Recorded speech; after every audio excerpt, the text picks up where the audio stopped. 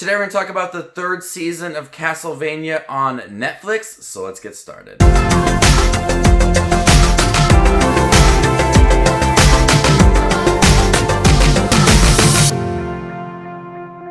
Hey everybody, my name is Justin. I love to watch movies. I also love to watch Netflix. If you guys do too, you guys are in the right spot. Make sure to hit that subscribe button down below and click that bell notification for more up and coming videos. Today we're going to be talking about the new season of Castlevania, which is based off of the popular video game. The first season, we got like 4 episodes. The second season, they doubled that. The third season, you get 10 episodes, about 27 minutes long. And after the events of the second season, spoiler for anybody who's not seen the second season, going into the third season, Dracula died. He was killed.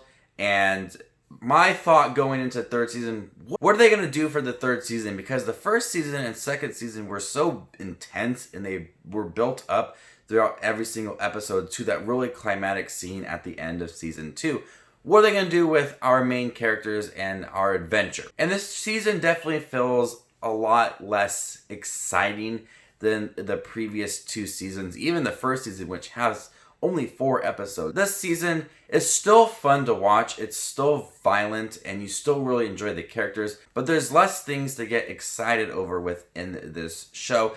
And this season feels a little more comedic than previous seasons. All our characters, like Trevor and Alucard, they have more upbeat moments, and that's probably because of what had happened at the end of season 2 and how they're kind of feeling about things.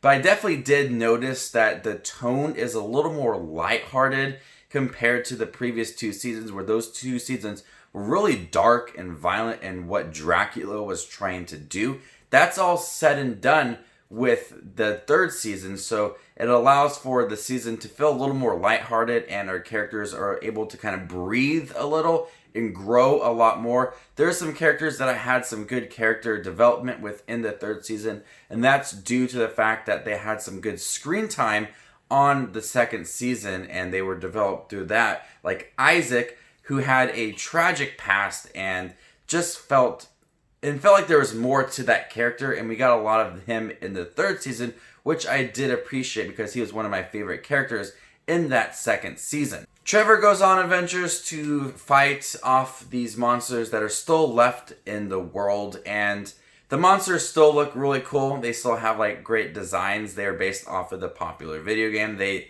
have some epic violent scenes in the first few episodes, but it kind of slows down a little bit. There's a lot of exploration of characters. They're dealing with grief over what had happened in season 2. There's exploration of other characters and past and just weird sequences. It honestly just kind of feels a little bit slow towards the middle half of the season. There's a lot of dialogue, and at times it is a bit intriguing to Trevor and Trevor's past and how everybody feels about the Belmonts. But like I said, there's not much to get excited over when season 1 and season 2 kind of were building up to something really big, and there was a big payoff at the end of season 2. A lot of fighting sequences, and Dracula was really intense.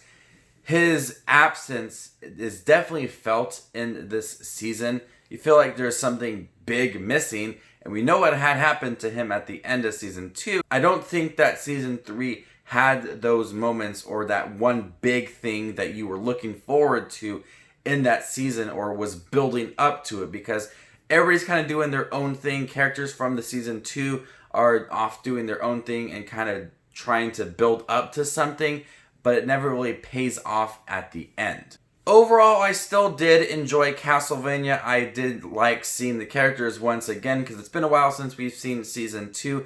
There was more moments for them to enjoy themselves and kind of breathe, which I did appreciate, but I did notice that the tone was much different compared to season 1 and season 2. It's still violent, it's still a good show. After season 1, I did play the first game of Castlevania, and so I'm looking forward to maybe kind of revisiting that game and some other games. Maybe what game would you recommend me checking out to play for Castlevania? Because I know there is a few of them. Which one would you recommend me checking out? I did play the first one. After watching Dragon Quest, I played the first Dragon Quest game, and I've been enjoying that. So what game would you recommend me checking out for Castlevania? Overall, Castlevania Season 3 was a bit of a disappointment compared to the first two seasons. Dracula's absence is definitely felt in here. It's got a more lighthearted tone. I did enjoy the show, but it definitely takes a step back from the previous two seasons, and they feel like there's not a lot to build up to and get excited over. It's not that intense, but I still did enjoy the show. I'm going to go ahead and give the third season of Castlevania a B. Thank you guys for checking my review for Castlevania Season 3. It is on Netflix now. If you guys like the series, what did you think about it? Let me know in the comments section down below. My name is Just Watch Movies, and you guys stay classy, YouTube.